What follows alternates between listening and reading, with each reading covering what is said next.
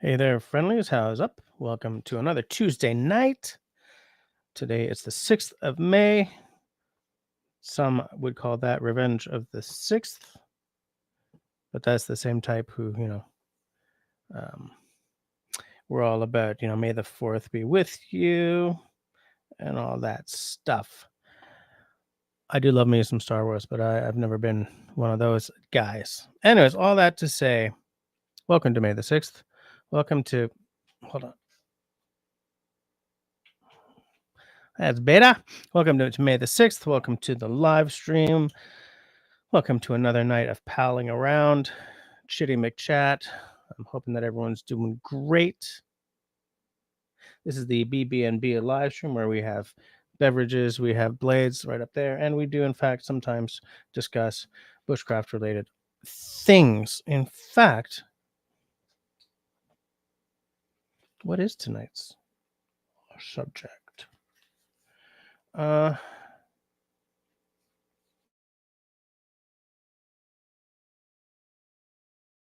Gear. Is that what we're going to talk about? Shall we do a little? That's what I have written here. Totally forgot.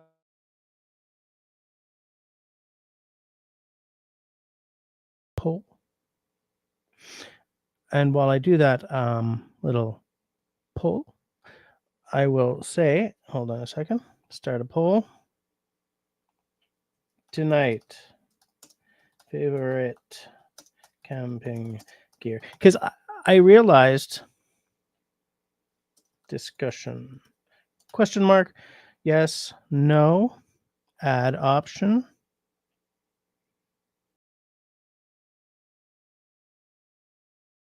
Yes, no. I have a great idea. Start poll. I will leave that open until it's currently 21:06, so I will leave that open until 21:10. Somebody please, if at 9:10 I do not say, ooh, the poll, somebody remind me, okay? There's a 5-second lag between the app and my YouTube page. It's 5 seconds. It's not going to affect much. Yes. Before we go much further, I do want to do that weekly housekeeping that I always do, which is the part where I say, if you're listening to us time shifted, oh, I'm so tired, guys. Life lately is just so hard, but I'm not going to talk about that here. If you're watching this and interacting with this content, time shifted to tomorrow or next week or something. Hold on, I have a message from David Evans. I don't know if I can show that, but we'll discuss. Oh, look at that.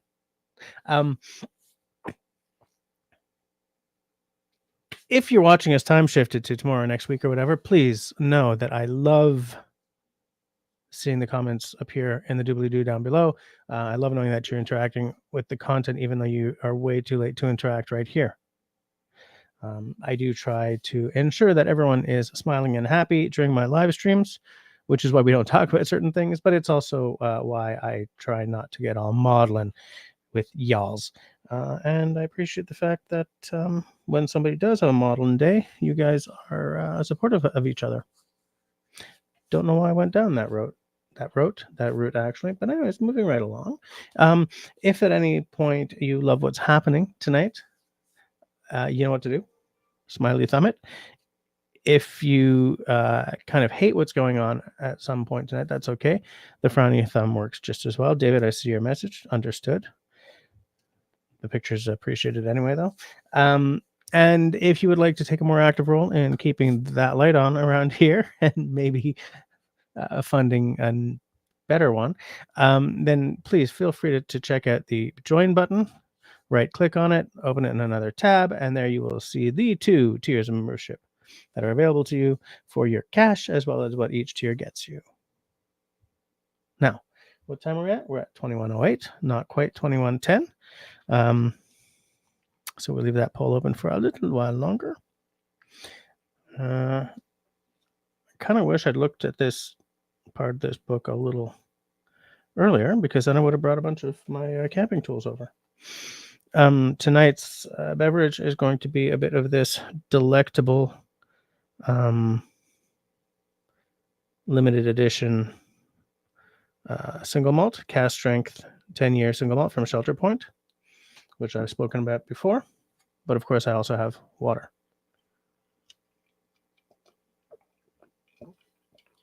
Do I have another drink with me? Do I have a good drink with me? Do I?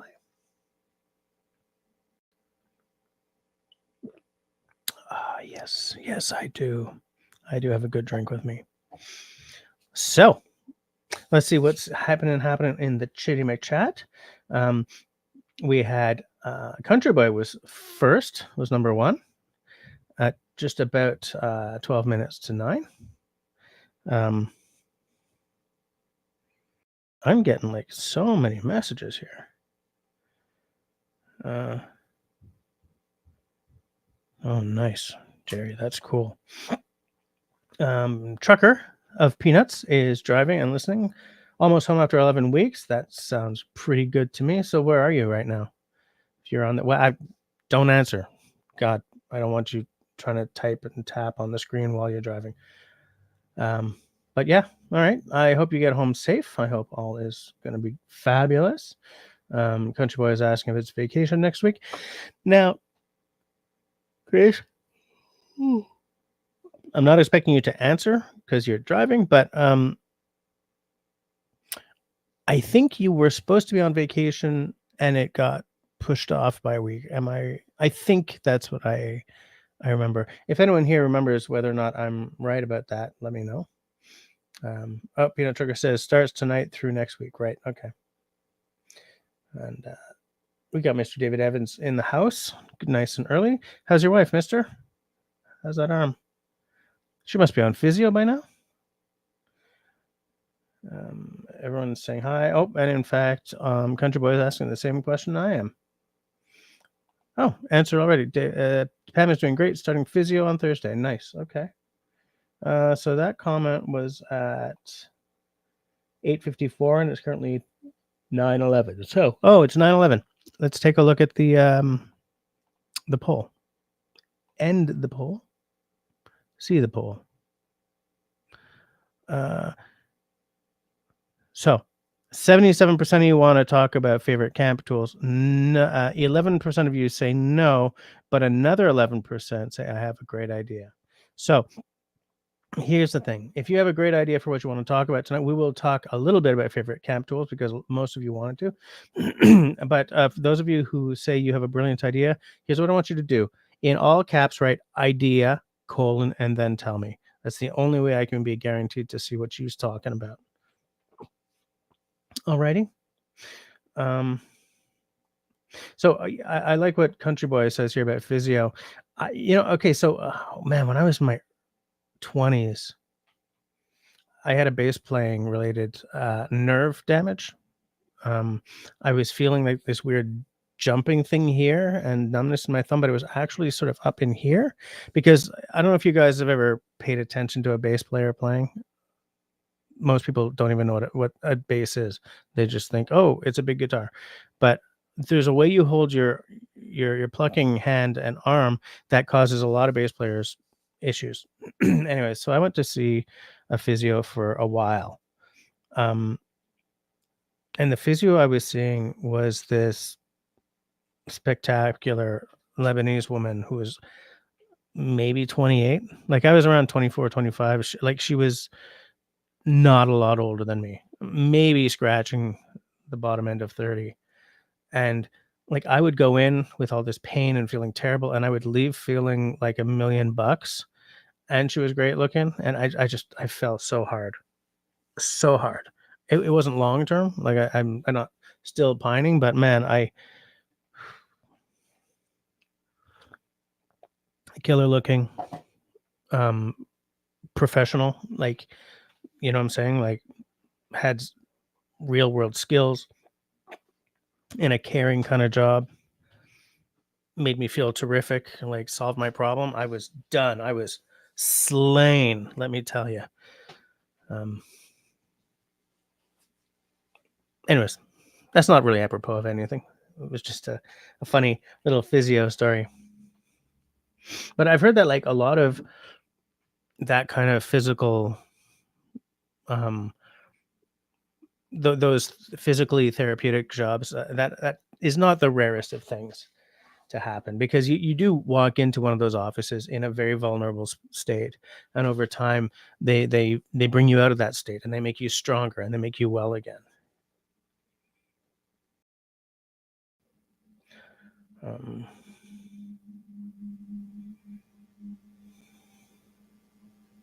Country boy likes the birds. No, I don't mean instead of the birds. I mean like just have a quiet boron line happening underneath the birds, just to sort of have a little connection with the old, with the before times.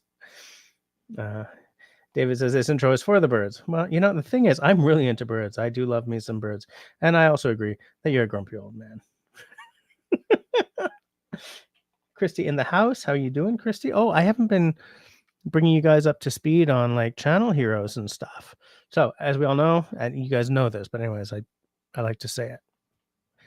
Chris is a channel mod, so be nice or get hammered into the road. Country Boy is a channel mod as well, as is David Evans. These guys that's my mod squad. Country Boy is also a channel hero, as is David Evans. Christy is a channel hero. Hi, Christy. Hey, we got Honeybee in the house as well. Honeybee is also a channel mod. Oh, man, the mod squad is representing tonight. I just jumped. Okay, hold on. Let me find where I was. Let me find where I was. Oh, damn it. Why you gotta be like that? Honeybee popping in. Hey. Oh, and Austin too. Man, this is cool. We got the whole crew popping in. I believe Austin is also a channel mod, isn't he? From let me just take a look. Scroll. Yes, Austin is a channel mod, so, as is Honeybee. I have so many mods. A troll walks in here and they're just gonna get vaporized. We got Jim in the house. How you doing? Country Boy says onto David that he's not grumpy. He's jaded and bitter. I'm also jaded and bitter, but I am also grumpy. Absolutely. Destiny popping in to saying hi to everyone except me. I haven't seen Marcus yet tonight, Destiny. I mean, granted, I am way late, so there's Canadian. How you doing tonight, Canadian? I did see your texto. Can I show that picture? And I mean, I'm sorry for the reason of the picture, but can I show that picture? Everyone's just saying hi. Everyone's so nice and waving to each other, saying hi to each other.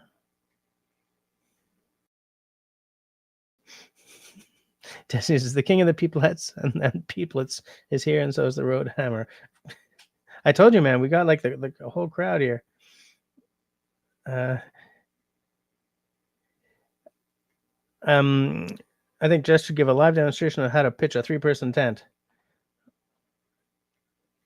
If I was set up for that would be a cool way to. That would be a cool way to. No, that's not what I'm trying to. That would be a cool sort of thing to do on a live stream, right? Put the camera way over there, like, okay, here's what we're doing. Hold on. Sorry. Cast strength. Yep. It's so this cast strength is 57.8%. I have no idea what that is in proof, in American proof, because we don't do American proof. Okay, can we turn that light down so that it can focus? So frustrating. If I aim it like this, there you go, 57.8%. And it's getting down to the point where it's time to bottle this down. before it gets wrecked. It probably already is already. It's probably already a little wrecked. Saw the picture. I can try. Hey, Grace Martin in the house. I was going to say something, and I forgot it. Did I say hi to Jim? Yes, I did. Yes, I goddamn did. Just start scrolling down a little bit over here. There we go.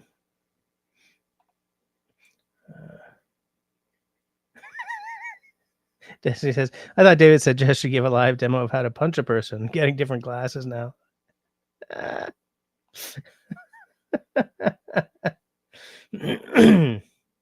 was having this conversation with Camille because kids keep stealing her crutches and her food and stuff. And like she talks kind of big, like, I'm gonna find you when I'm not on these crutches. And I said, like, kiddo,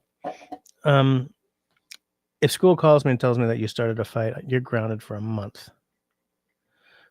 But if school calls me and tells me you finished a fight that you weren't looking for, I'll go in and I'll tell them about how you're in trouble. But then you're getting ice cream. I mean, I'm adamant that that one does not start kicking sand. But if somebody's pushing you around and like there's no teacher around to help you, defend yourself. And don't stop till the teacher runs over to rip you off. Obviously, I'm speaking as someone who had a terrible time in high school.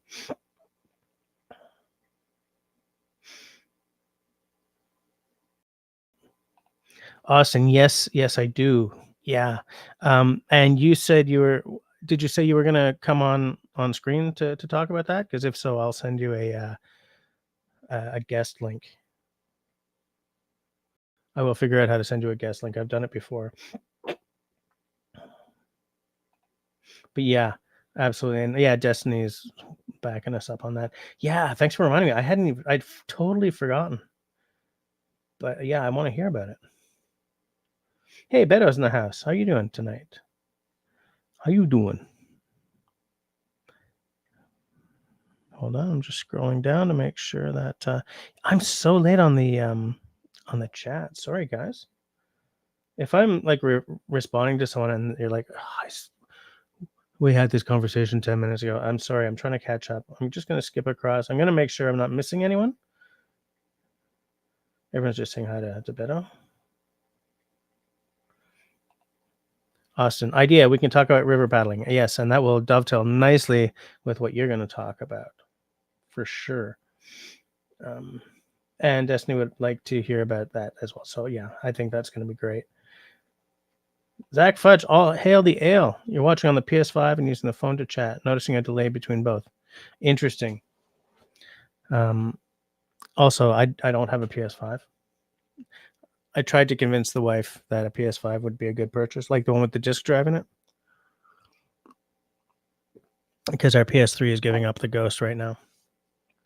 But there were other things to pay for, and now with the PS5 Pro that like doesn't even come with a drive and is like $1,000. I think maybe that ship has sailed. But yeah. Anyway, it's nice to see you around again, Mr. Zach. The ale has been hailed, says Destiny. Yep. Absolutely. I think I'm catching up, guys. I'm not completely caught up yet, but I'm getting close.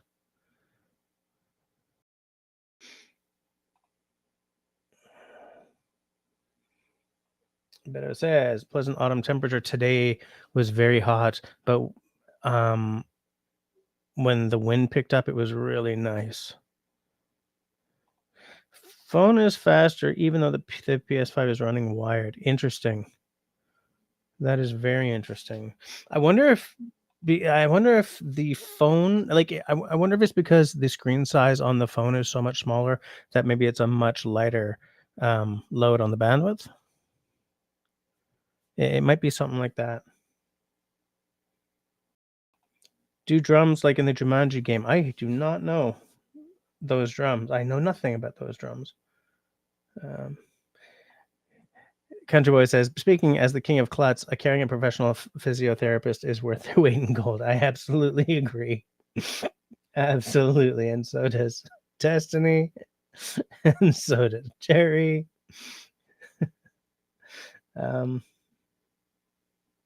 Yes, your vacation did get pushed back. Yeah, that's what I thought I saw. It's good that you've got your vacation happening now, though. It's must have been disappointing when it got pushed, though. I'm just scrolling down. Yeah, ice cream for the win, literally. Yep. Absolutely. Destiny says there ain't no shame in the ice cream game.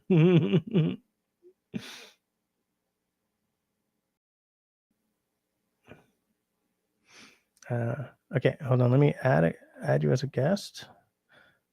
Copy the link. Find my Google. Compose.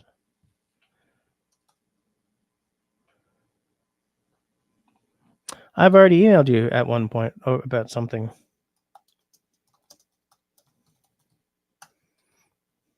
Just in case this ends up in your junk mail, the subject is link for live stream.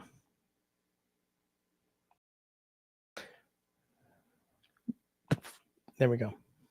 So in about a half hour, let's give that a try.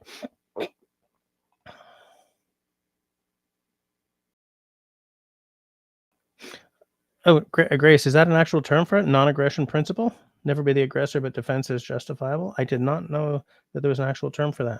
Interesting.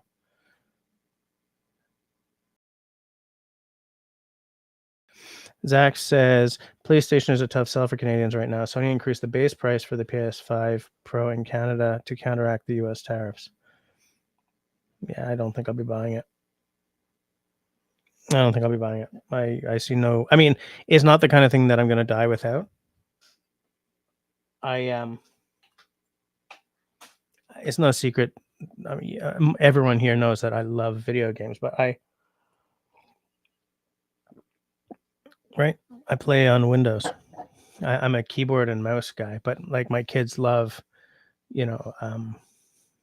Little Big Planet and stuff like that. I feel that if I was to buy a PS5, I'd have to rebuy my games anyway, because I feel that the backward compatibility all the way to PS3 might not be solid. But I'll see. At some point, it'll come down in price, and then I will look at it again.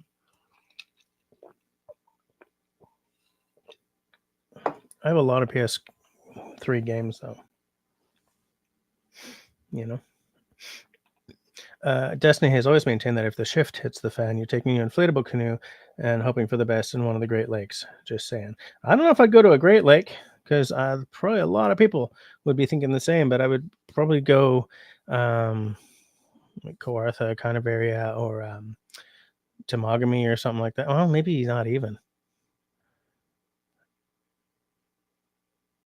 It's just the Great Lakes. Like when you're on Lake Superior or something, a storm can come up really fast and can take you out without even warning. How many people here know who Bill Mason is?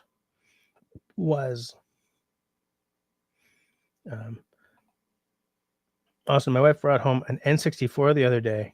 Oh my snap. Really? Love it. Yeah, something like that, Destiny. That's what I would think.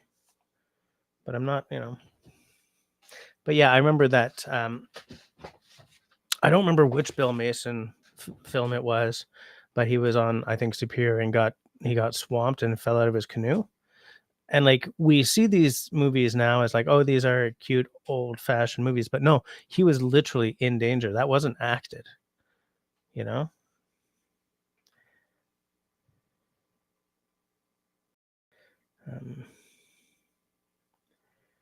Come on, scroll.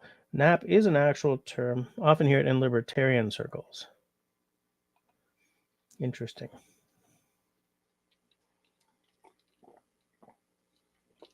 Water, nectar of the gods. So good. 21:30. down to the wire. It's going to be time to open that whiskey pretty soon. Nap is an actual term. I'm going to look that up. I don't know very many libertarians, or at least not many American-style libertarians. I've known a few French-style libertarians. Austin says, yeah, the Great Lakes are no place for an inflatable canoe. I've worked on Lake Superior professionally, and I've seen deaths in that lake. Yeah, well, they're huge, right? I mean, they're huge, and a storm will sneak up on you. And next thing you know, you're doing an Edmund Fitzgerald impression. Okay, Austin got the email. Sweet. So in about a half hour, let's give it a test. I mean, you can give it a test anytime you want. I just, I'll bring you on screen at 10 o'clock, unless you want to come on a little earlier if you don't have that kind of time. Lake Superior has a very interesting vibe about it, says Destiny. I still remember that one night on it was on Lake Huron, in a cabin we'd rented, sort of an Airbnb cabin. I'm just sitting there late at night. I'm the last one up. The patio door is open, just a screen, and there's a window next to me that's open, just a screen.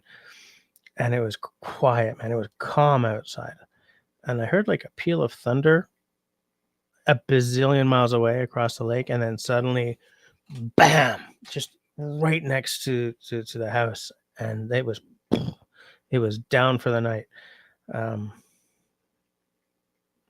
like up until then, I had only really heard of how unpredictable the lakes were, like in song, like in the Edmund Fitzgerald, and in that Stan Rogers song, White Squall, right? I had no idea that it was like really that sudden.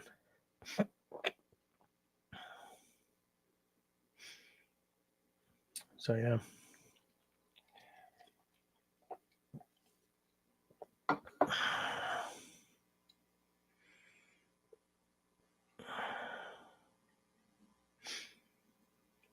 Hold on a second.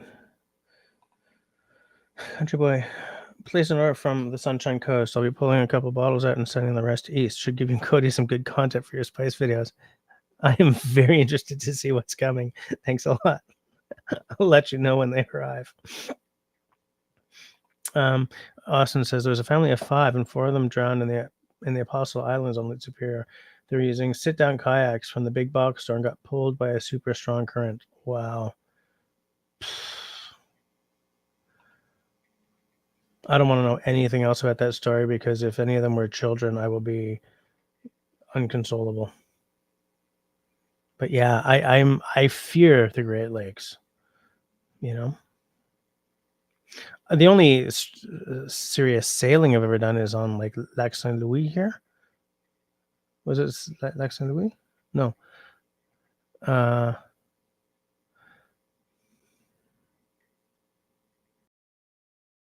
think it's Lac Saint Louis. It's where the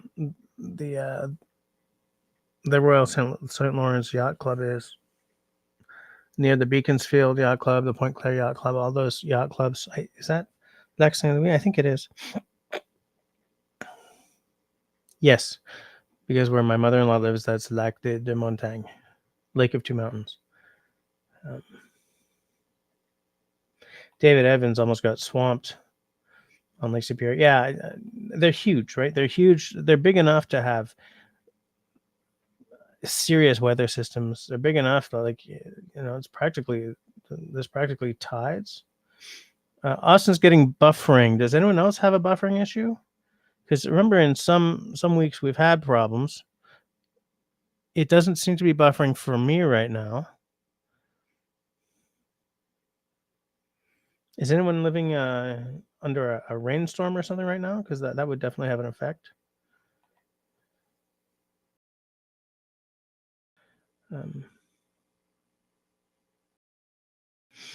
Destiny's asking an interesting question. Which Great Lake is it that totally upends its water during a storm so the water is super cold for a while after? Erie, the smaller one, I think. That definitely sounds like something that a smaller lake would do. Like if you think about just how deep and how much water there is in something like Superior, that one, it can't be that one. But I'd never even heard of this before. I'm going to look that up, though.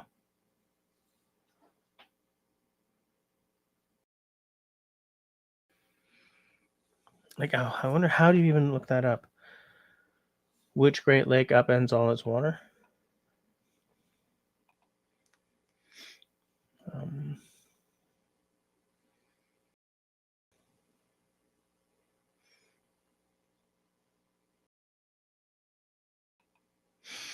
David Evans says, there's a song about a ship that sunk on Lake Superior, the Edmund Destiny Fitzgerald. Well, the Edmund Fitzgerald definitely met its destiny on that night of nights.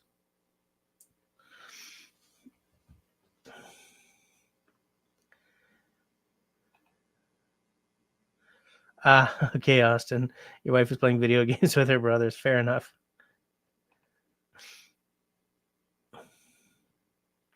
Austin thinks that Erie is also really shallow relative to the other lakes. That I think it might be. Oh, Zach is getting buffering on the phone enough to make the PlayStation catch up. That is interesting. Destiny says, legend lives on from the Chippewa down. The lady they call Destiny Fitzgerald.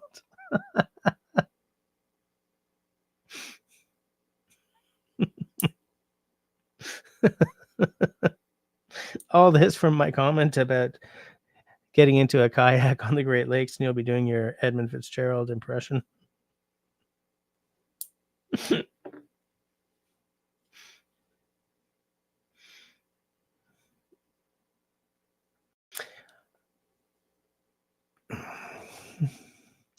don't know if I'd feel safe even in like a smaller lake on a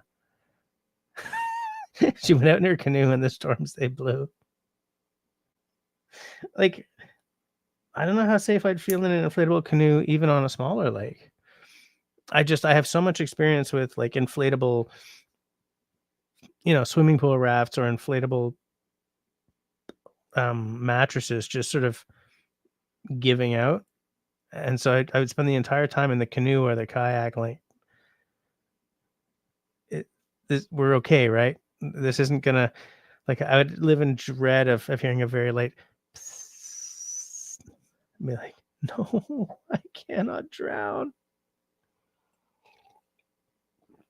And the way I want to go is not, drowned, entangled in the limp remains of an inflatable canoe. What a way to go.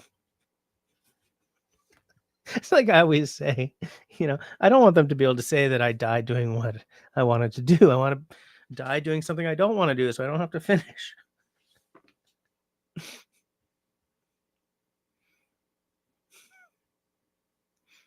That's dark.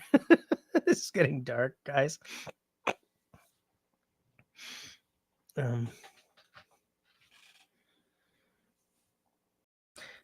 Canadian says, I'm just waiting for it to come up over here so that I can share it on the screen. Well, if one had the air bladder at each end of the canoe, you might be fine. Fair. I have never been in a cardboard boat race. That must be the shortest race of all time. But you do remind me that years ago, I mean, they still do it, but I haven't seen it in years and years. I used to go to the bathtub races on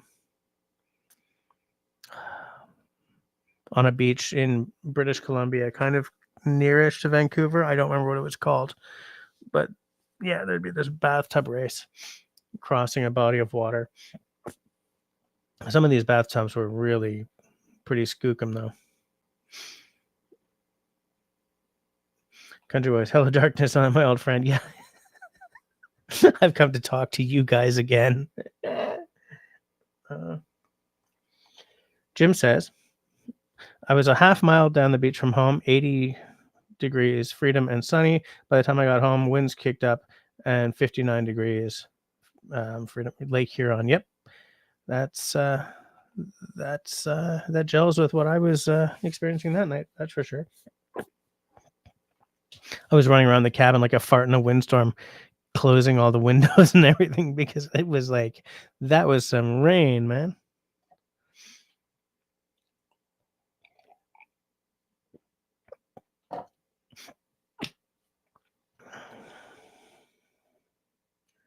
Waiting for there it is. Nope. I'm waiting for Austin's comment to show up in the side chat here. Austin says, when I was in the Air Force, they did a cardboard boat race in the base pool before they drained it at the end of the summer. What a hoot that was. That sounds cool. I mean, like, what would you do? Like, you guys had to build your own cardboard boat, I guess, and get it the hell across a pool. Jim said, I took my dad's sailboat out of the harbor, immediately turned around as the waves went from 1 to 2 up to 6 to 8. I'm guessing that's feet, because if that's meters, I'd be like, holy crap.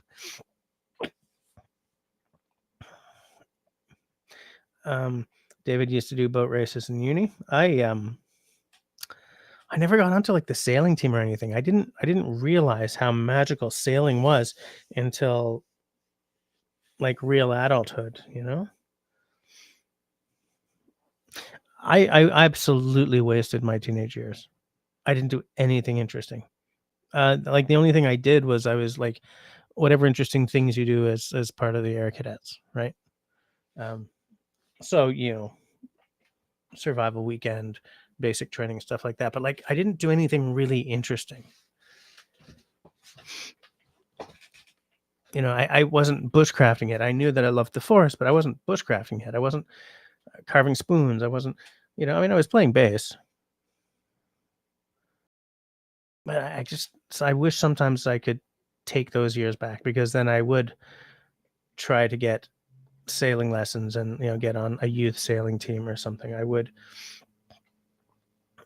you know, get a nice knife and a nice axe and start working on primitive skills then, rather than like as a you know, someone who's halfway through his adulthood. You know, Austin said, everyone got the same amount of cardboard and a single roll of duct tape. Had to go from one end of the pool to the other. I'm sure not everyone made it all the way to the other end of the pool, though.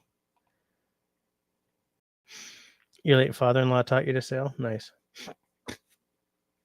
Nice. I would like to take sailing lessons just to fill in any gaps I may have developed as someone who learned by doing, you know, by crewing on a boat.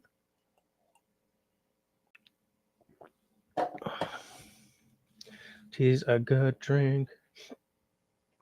2142. Austin says that not doing scouts was probably one of his biggest regrets. Okay, so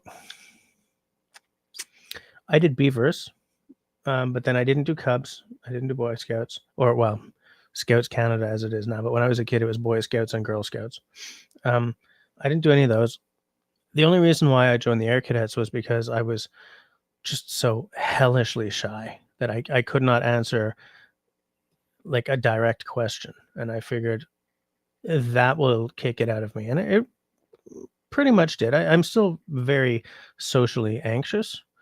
I have a lot more, I speak to a lens with more ease than I speak to even a small group of people, you know? I'm very socially awkward. But it definitely improved that. And, you know, in the meantime, I learned about airframes and meteorology and how to march and play the snare drum and shout orders and polish my boots and iron clothes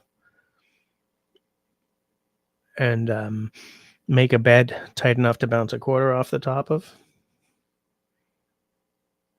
you know. But there were some scout skills that I think that I would have gotten in touch with the more bushcrafty side of myself earlier if I had done the scouts. But also I had parents who didn't push anything, right? at all. The way I make up for that is that I do push a little more. I will not force Cody to do something she absolutely doesn't want to do anymore, but she can't just start something and then drop it a couple of weeks later. I'm like, no, you're going to finish the term, or you're going to finish the billing cycle or whatever.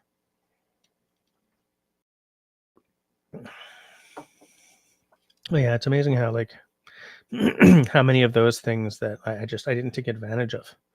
I mean, part of that is nothing's free, and I was always very cognizant of asking my parents for something that would have a cost to it, whether that was warranted or not. But yeah, I also think maybe I should have done the Scouts.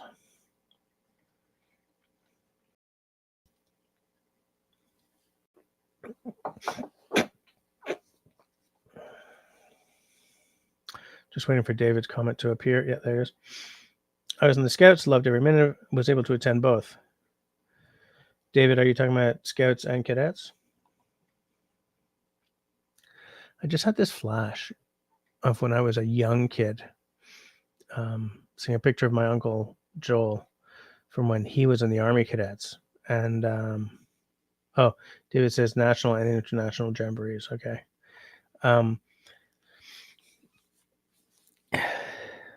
Yeah, I was young. I wasn't in cadets yet. I was young, and I saw this picture of my uncle in his old Army Cadet uniform. He went to the Royal Montreal Regiment, which is hilariously the same building where I later went to Air Cadets. But so he was a cadet in the 70s, and they still wore the cadets in the 70s wore those old wool uniforms that the Canadian Army, and the British Army and the Australians and New Zealand wore in the Second World War, right? That short woolen jacket over those wool pants, scratchy. I don't know, that just popped into my head.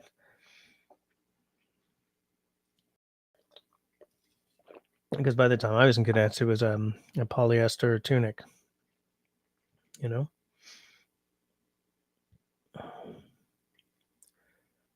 2146. I may as well just pour this and let it air out a bit.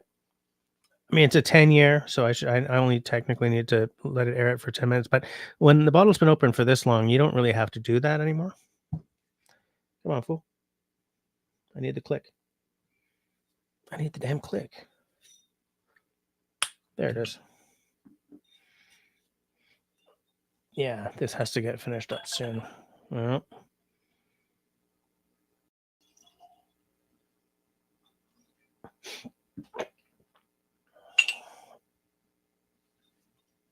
there we go.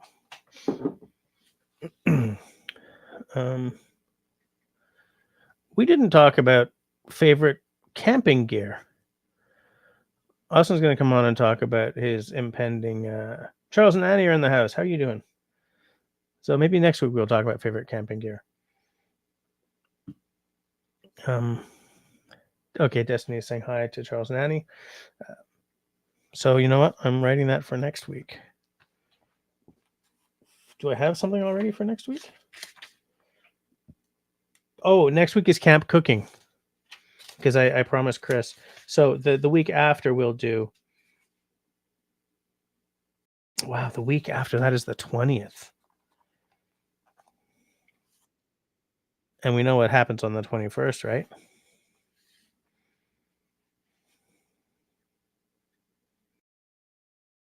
I'm just adding the note that on the 20th, the live stream will be about favorite camp tools. Destiny's been paying attention. She knows what happens on the 21st of May.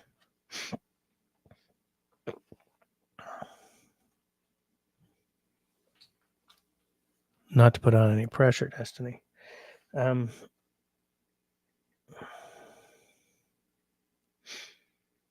on a second. Jim says, I'd love a pair of those old wool pants. My brother used to have one of those old uniforms.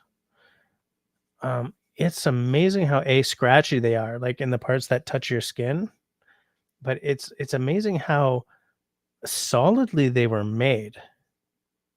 Like especially in comparison to the later, polyester tunic um, stuff.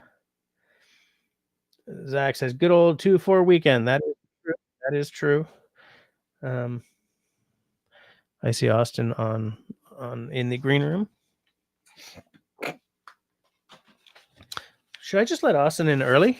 What do you guys think? Should I just let Austin in early? Austin, what do you think? You want to come on now? Just nod up and down if so.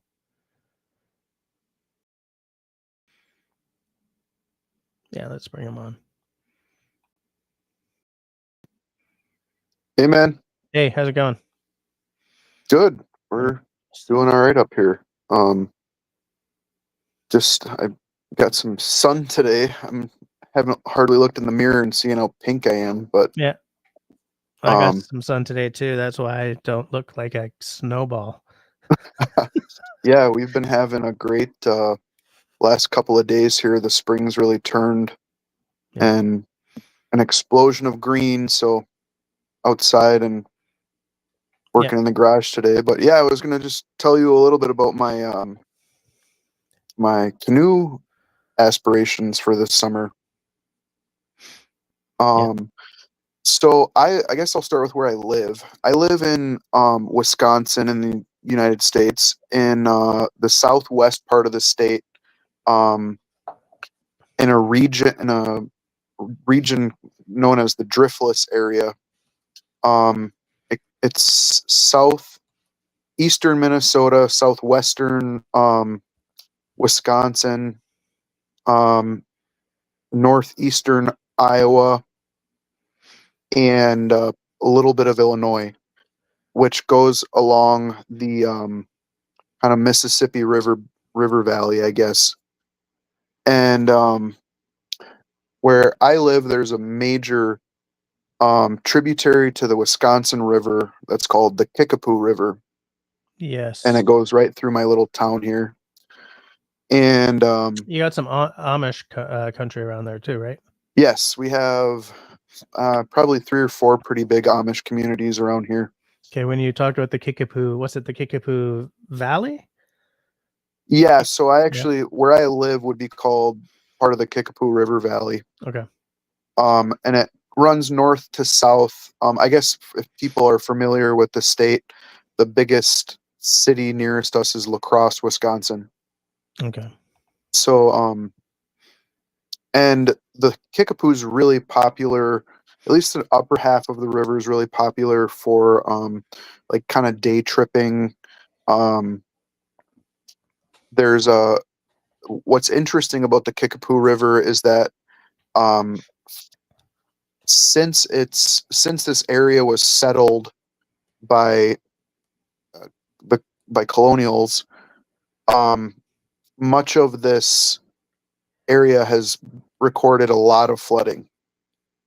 Okay. And it's like, for people that haven't been here, it's very similar to like Appalachia, deep, narrow valleys with ridge tops. I wouldn't quite say that we have mountains here, but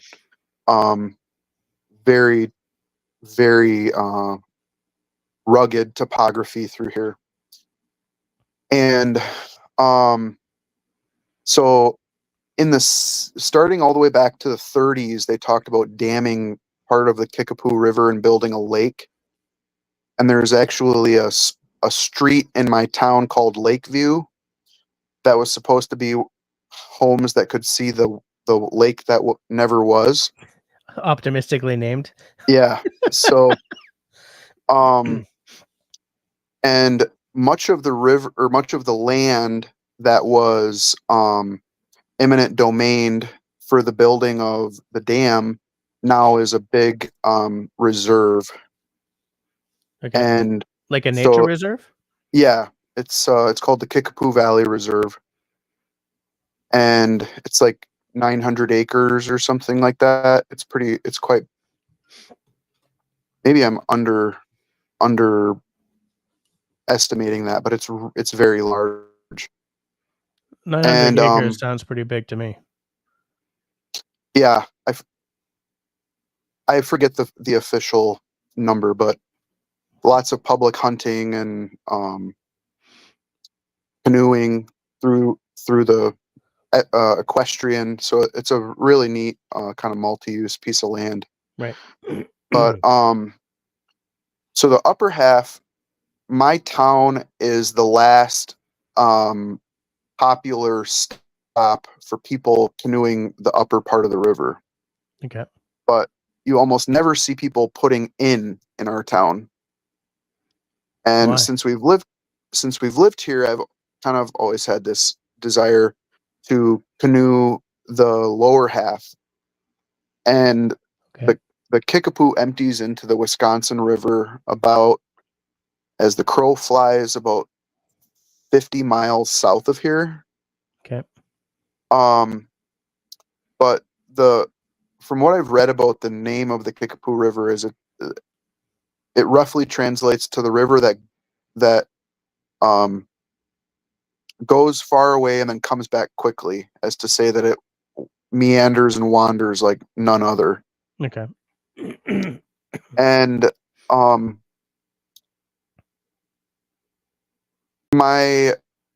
the biggest kind of obstacle right now is I don't know. There's very little information like on canoeing the lower half, and part of it is almost completely untouched, like, because as you get to the Wisconsin River, there is sort of another two, like maybe the last 15 miles is really popular for day trippers, but there's another like 50 miles of river that are very seldomly traveled. And so I'm working on a packing list, like maybe my chainsaw, because there's a lot Yeah, of because you don't know. logs and all kinds of things. So Yeah. I don't know, but yeah, I guess I'm willing to talk about what I know. I will certainly say I'm not an expert in this whole thing. River canoeing has been really interesting to me just since we've lived here. I've always been kind of a lakes person, Mm-hmm. but when rivers are all you have to play in, that's what you do. And I guess I can tell you my boat. I have a 13-foot flat back canoe that I'll take. It's called a Golden Hawk. It's actually made here in Wisconsin. Now, those flatbacks, is that so you can put a motor on the back? Yeah. I actually have Fishing an motor? electric trolling motor Okay. on or for it, and it's been a lot of fun. Like, it's a really fun boat to take out on some of the lakes, or like the dammed lakes around here. And Mm-hmm. I'll throw the boat in the weeds and throw the motor and battery in it and park my truck, and everyone else is still trying to get their boat in the lake on the ramp. Right. So it's a fun boat. And our county also borders the Mississippi River to the west. And there's a lot of ice fishing and boat fishing on the Mississippi River. But I've not had the chance to take the boat out onto the Mississippi. I just don't really feel, well, like we were talking about inflatable boats on the Great Lakes. I don't really know that I have confidence in my little 13-foot Right. flatback canoe on Lake Superior or Yeah. the Mississippi River. Yeah. I got it. So I'm just trying to imagine the geography of the states then, because yeah, Wisconsin is not out west, right? That's Wyoming. Wisconsin is Yeah, so Wisconsin is across Lake Michigan from Michigan. right. Okay. It all becomes clear. Yeah. Okay. And so we have the Upper Peninsula of Michigan to the north, Minnesota, Iowa to the west, and Illinois to the south. Okay. It's actually, I wish I could bring up and show you some things that maybe might add some information to people that are hearing me or watching us. Well, I can bring up a map Yeah, feel of free. And Wisconsin if you want. I live in Lafarge, Wisconsin, so come and find me to anybody that wants to. It's a long drive in the middle of nowhere, so That sounds heavenly. Okay, I'm bringing up a Wisconsin map. That's an official state highway map. Maybe that's not what I want.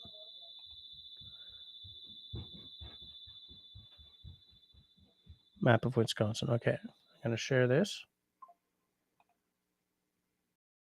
I'm going to share this. and I'm on a phone, so I don't have any Yeah. or I hold have on. very limited clickability and so on. I'm just trying to. There we go. Okay. Do we get to see the video chat in the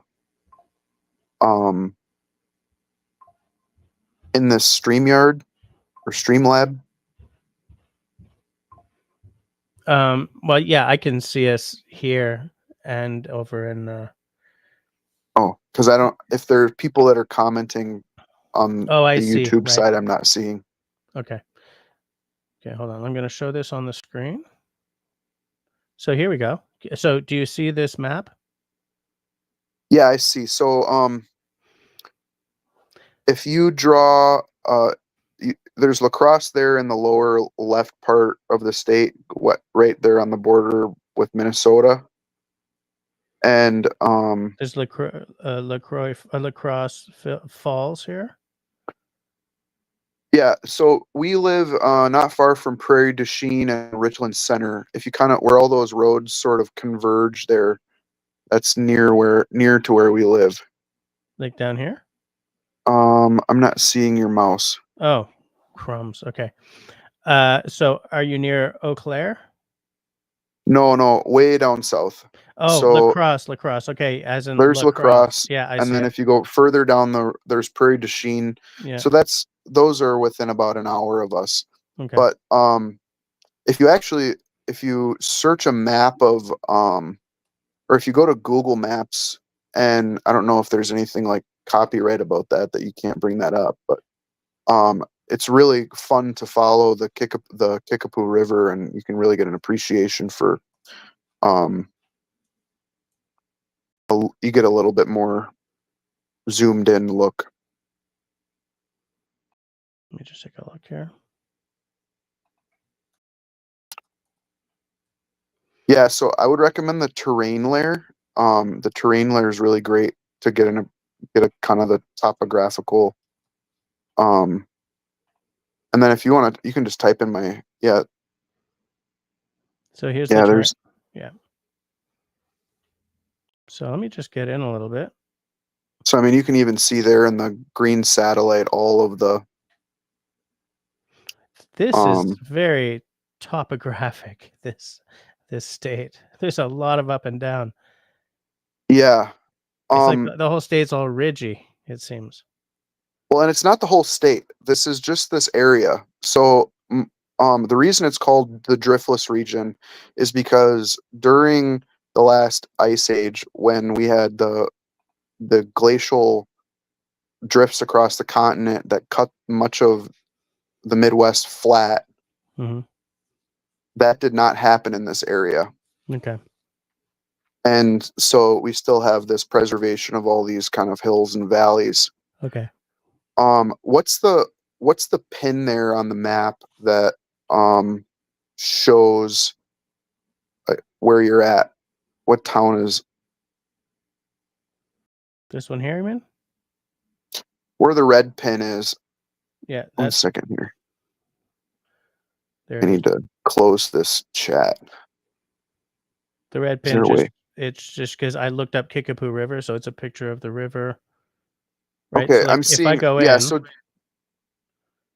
where is that? Kickapoo Center. So that's not very far from where I live. If you grab up and go north, you'll find Viola and then Lafarge. And if you just follow the river south, it's incredible watching how it's like Oh, and look, string of spaghetti that just kind of cuts through the landscape.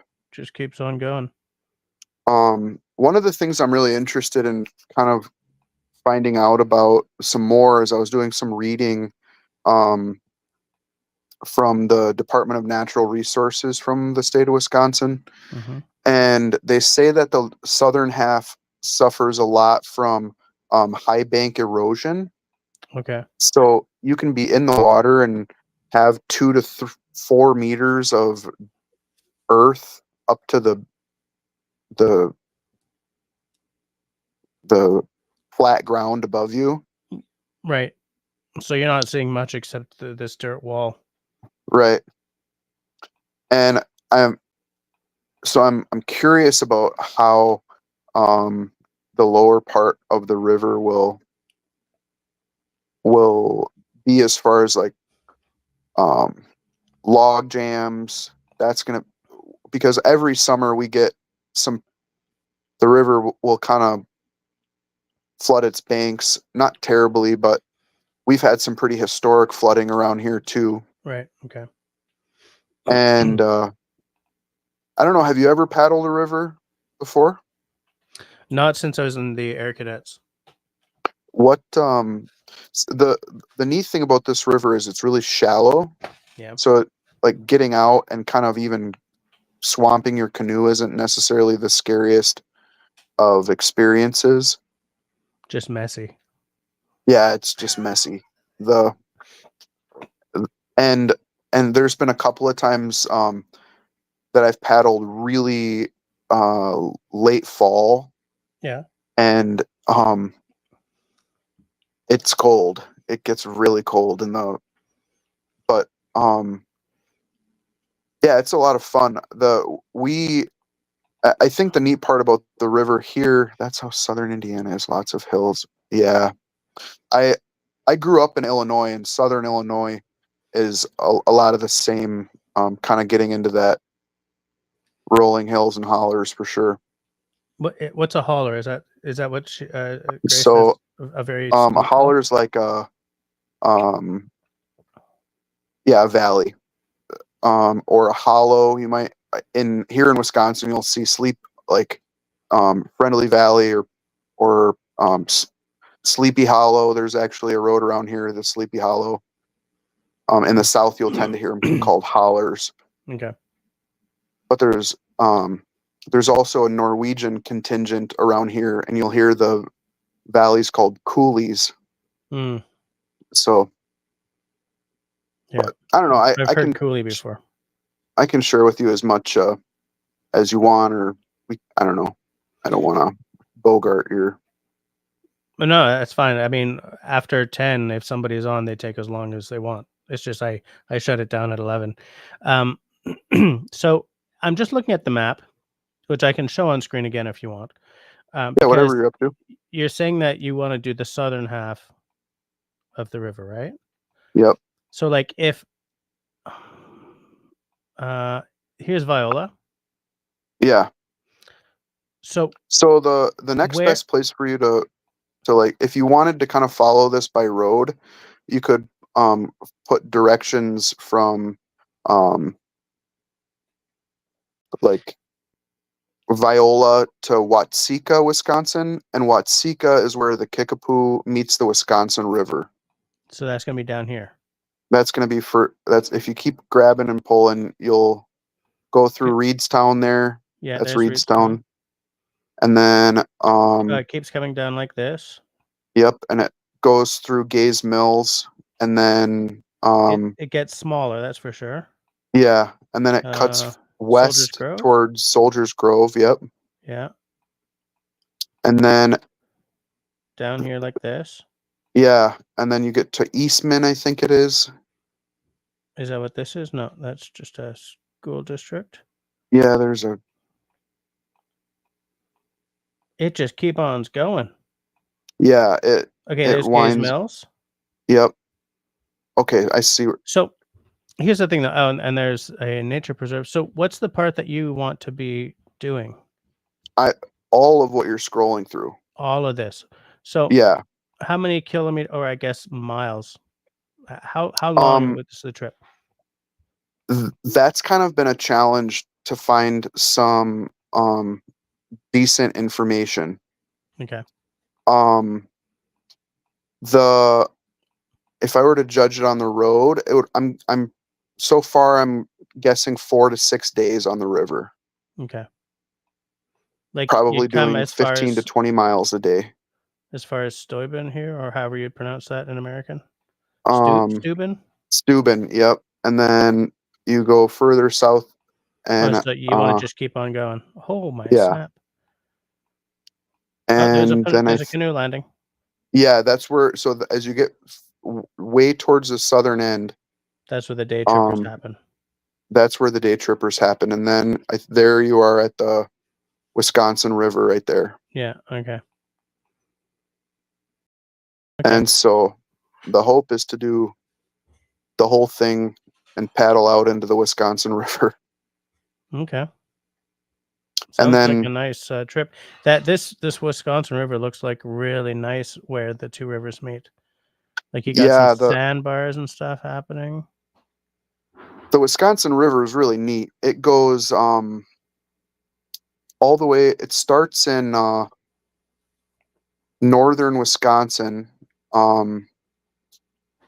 actually at the border with Land O'Lakes is where it starts, is the headwaters, and it's all the way up at the border with Michigan, and winds its way down through the lakes, and there's kind of like lake chains. Okay. And then it opens up kind of through the southern part of the state. There's no like commercial traffic on the river, so which is nice. Which is super nice. Which is really nice. Yeah. And I think the biggest challenges are probably going to be just like being in touch. The cell service around here is absolutely miserable. Okay.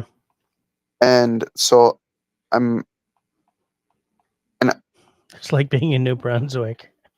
Yeah, it's like there's a part of New Brunswick where in the middle there's no cell, there's no radio, like yeah, it's satellite or nothing.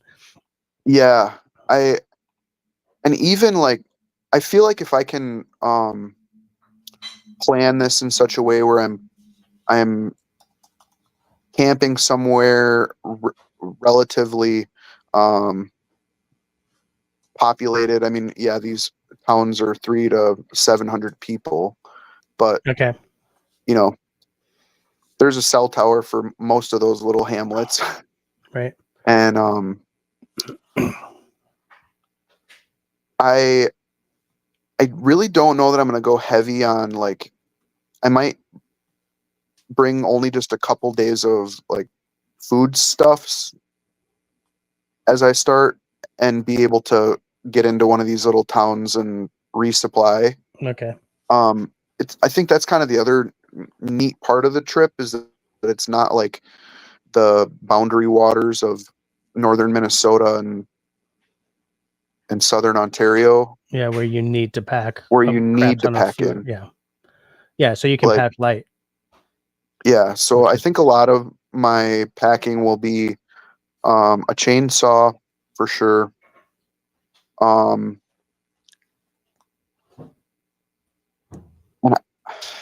Probably a nice long rope if I've got to walk the canoe through some things and I don't want to be trying to paddle through. Mm-hmm. And are you going to bring that little motor with you, or is this going to be like a paddling trip?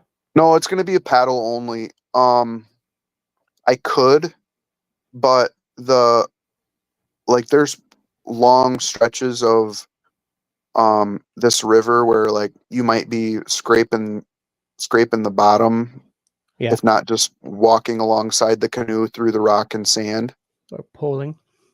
Yeah. By the way, I just want to mention that Country Boy said that southern Alberta is full of coolies, which I guess doesn't surprise me, because I remember when we lived in Manitoba, there was a lot of I think specifically Icelandic, but there was a lot of Scandinavian people on the prairies up here.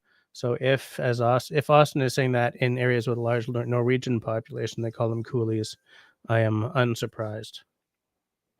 Oh, interesting. Yeah. Yeah, there's a lot I'm of seeing Scandinavian here, blood on the. Austin, talk about the hills made me think about my most epic trip. Discorded you a YouTube link, second highest drivable peak in British Columbia. That sounds pretty cool. I'm gonna check the Discord, and Scott, if it's okay with you, I will share that YouTube link in the side chat here. So, Austin, while you talk, I'm just gonna be looking for my Sure. Discord window. Yeah, Kristen, I see your question here. How many people will be going on this paddle? If you said I missed. No, I didn't. I'm going to be trying to do this solo. Um, my wife likes to day trip. We have a big group of friends that we call ourselves the Bridge 12 Narwhals. There's a part of the river through the Kickapoo Valley Reserve where they number all of the bridges for the paddlers. And the joke is that there is actually no Bridge 12, but we're the Bridge 12 Narwhals. So we go on a lot of summer, booze cruises with some of our friends down the river. But I don't think she's much for getting in and doing 5 days in the boat with me. Right. Hey, Off-Grid Recon's here. Sorry I'm late, he says. It's okay. You're here. That's fine. Savannah, Georgia. My mom was born down there.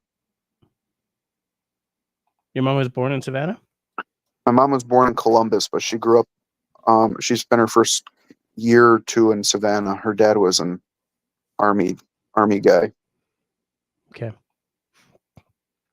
My brother's an Air Force guy, so he's got his wife and kids in somewhere in the UK. There's a NATO base that he's on. Lakenheath, Mildenhall. One of those. Yeah. Yeah. It's been 2010 it's been 11 years that I've been out. I say it's you couldn't pay me $1 million to do it over, but you couldn't take or pay me a nickel to take away the experiences or something to that effect. Right. I had a great time. Lots of good people. Nice. Beautiful area. My son is in the Army. Oh, awesome. Oh, you're visiting him. Okay, Off-Grid. So he's visiting his son who's in the Army. Cool. Yeah, that's Savannah is a beautiful historic part of Georgia from what I understand. Well, I've heard that the town is sublime. I'd like to see it one day. Yeah, I what's more are there, when I think of Canada, I think of kind of like Minnesota, where there's not tons of rivers, but boatloads of lakes. Like, yeah, Canada has more fresh water than any other country in the world. Ontario is lakes and lakes and lakes and lakes. So I appreciate that. I mean, you guys are, king of the world when it comes to fresh water. I guess when I always think of it, I think of it as just like little, walled-in ponds all over the flat boreal forest, and I don't really think of imagery of winding rivers very much. Well, there's a lot of rivers, and there are some pretty major ones like the Blood Vein and stuff like that. You get a very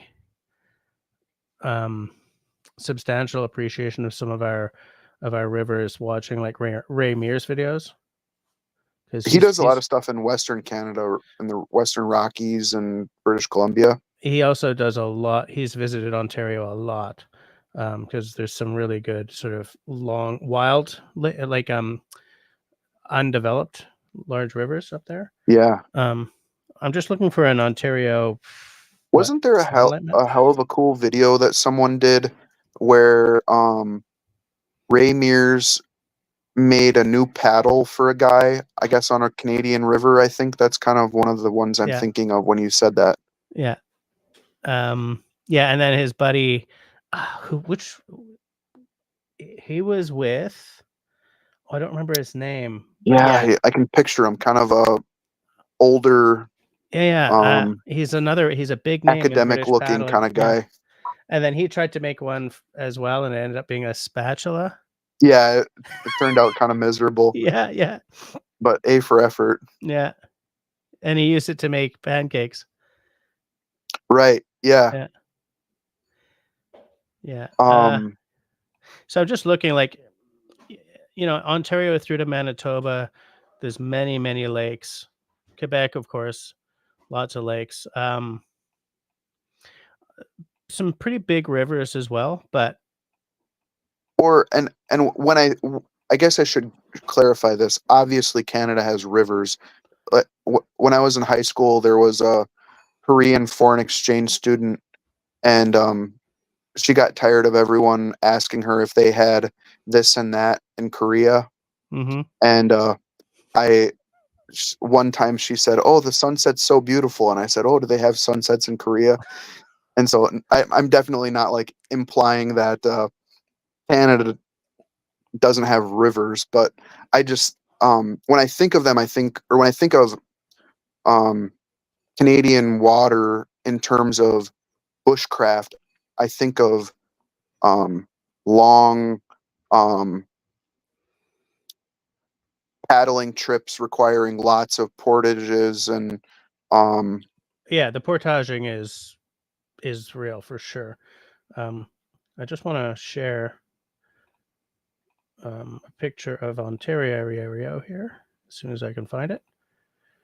your ears would bleed coming to Wisconsin because we have a city here that's called Portage, and everyone says Portage, not Portage. Portage. There's a city even up here called Portage La Prairie that I believe is also called Portage rather than Portage. Is that more of a francophone thing to clarify Portage, or will Canadians do that in general? I have no idea. Just It never curious. even occurred to me to ask that. Those of you who are from west of Let's do a Quebec, poll. So here's Ontario, right? Yeah. Like there's a pretty big lake. We got some big ones here too. But if you sort of just keep going in,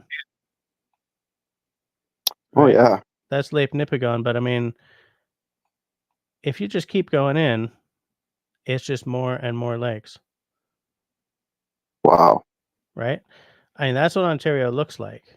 And it's funny because you see how some of these are long. It's because all this land was shaped by ice as well. Although we're talking Canadian Shield once you get down around here, so it's essentially one huge block of stone. But and in Quebec, it's kind of the same, right?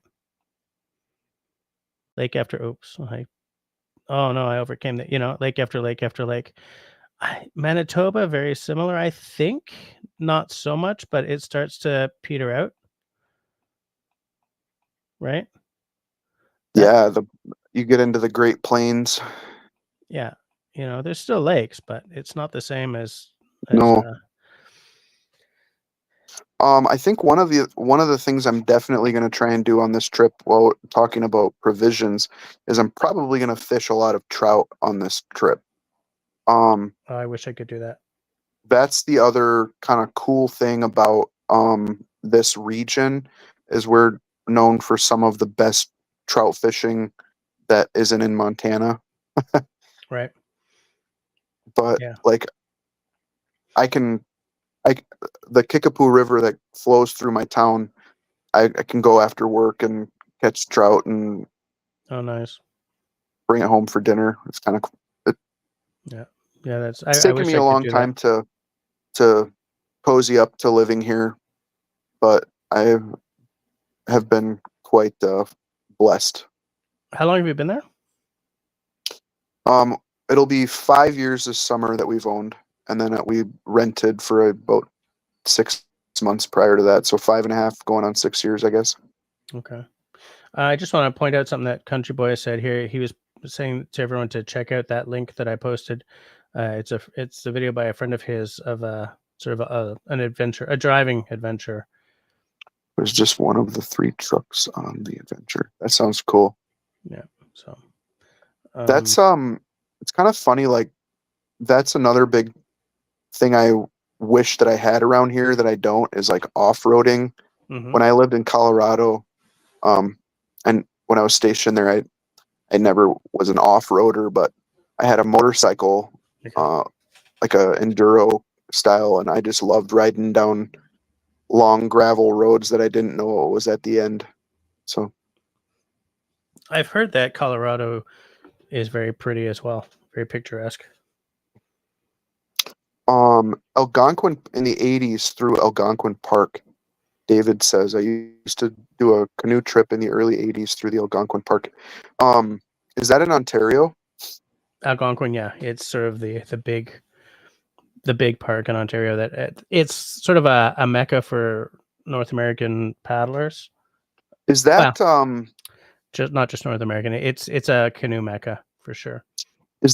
where, I don't know, a year, maybe over a year ago, you had a guy, a really well-known Canadian bushcrafter paddler, and there's a big lake there that I felt like there was a big discussion about inexperienced paddlers out on that lake, and some people that maybe had perished on the lake. Oh, I think that was I'm what the hell's that lake called? Um, Oh, it's on the tip of my Bomswin. tongue. Oh God, it's sort of in the same general area, and it's called shift. Nagam. No, it's Um, not. I do want to, but in the meantime, Offgrid says he has a customer in Germantown, Wisconsin. Do you know where Germantown is? Germantown's out towards the eastern part of the state, near to Milwaukee, near Okay. to the Lake Michigan coast. Right. Okay. Jim says my Ontario River trips in the early '80s were very primitive. 100 trips we're with very primitive maps. 100-kilometer trips over a week. Memories. That sounds amazing. Oh, David found that video that we were talking about. Oh, Of epic! Yeah, I'll have to watch that later. That's yeah, one of my favorites. yeah. I And he rewatch kind of Ray Mears videos all the time. he kind of in the most like touche kind of way puts his friends carving to shame. Yeah. Yeah. Country Boy says, I'm on the West Coast and I pronounce it the French way. Fair enough. Oh, that's portage, I guess we're talking about? Yeah, I would assume that portage would be more of a French pronunciation. Well, here's the thing. It's a French word, right? It comes from like the voyageur. Portage Hmm. means to carry, right? To Well, porter and just shows you carry something. So it's something age is like you would call it, like if you take the word portage and you translated it literally rather than linguistically, it's the carry. oh, interesting. Sure, Or sure, like sure. it's the same as the age, like that same ending in English words, right? Those Hmm. words tend to be borrowings from French, but yeah. So Well, here in Wisconsin, we have I live in Lafarge, near La Crosse, from mhm. Prairie du Chien, which is probably a total, um, Yeah, I I, just saw how that's spelled. That's Prairie du Chien. So that's the dog's yeah, prairie. The and dog's prairie. like there's a lot of Ojibwe, um, Anishinaabe reservations here in Wisconsin, Yeah. and a lot of them have French names, but they're like Le Coudray Hmm. is it's the short ears, but I would have no idea what the French sounding pronunciation is. I see Right. Raven Flintlock says David Evans. We paddled around Horn Pine and North Naga. Nagagamasis. Nagagamasis. Is that That's Ontario paddling? that's got to be Ontario paddling.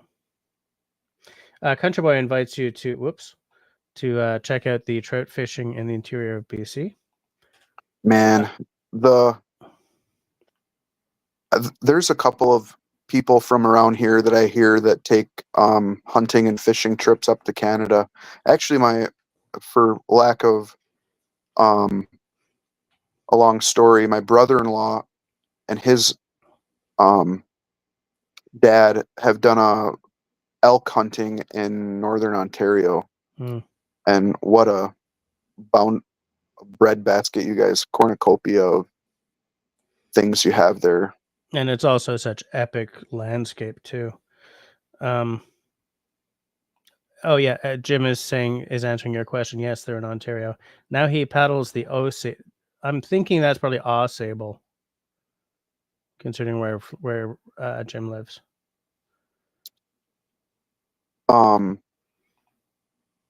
One of the I think one of the neat things about like just Wisconsin or Indiana, like that, like the guy was mentioning about southern Indiana being like this,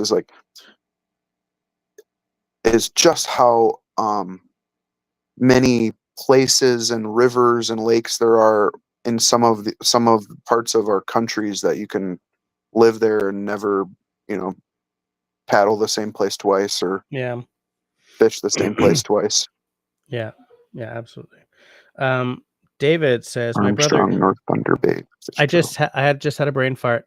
Ray Goodwin was the guy with Ray Mears on that video. Sure. Ray Goodwin. I can also picture a very him. big name. Yeah, he's a What very are big those name. Crusher, those Canadian-made like Crusher hats that, like, if you lose it, they replace it? Yeah, the Tilly. Yeah, he's wearing his Tilly hat. Yeah. Yeah. Yeah. I can totally picture it without even having to watch it. Yeah. So David says his brother used to fly into Armstrong, north of Thunder Bay, to fish trout. Beautiful. Yeah. Jim says the Ausable River in Michigan is almost in my backyard. Nice. Ausable. One of the coolest, and I won't dig on my neighbors to the north and the east, but man, the Michiganders, they sure have some claim to some beautiful territory up in the Upper Peninsula. If you ever, I mean, really, the Upper Peninsula is what the rest of the United States would look like if it was undeveloped, but it is such a beautiful part of the country.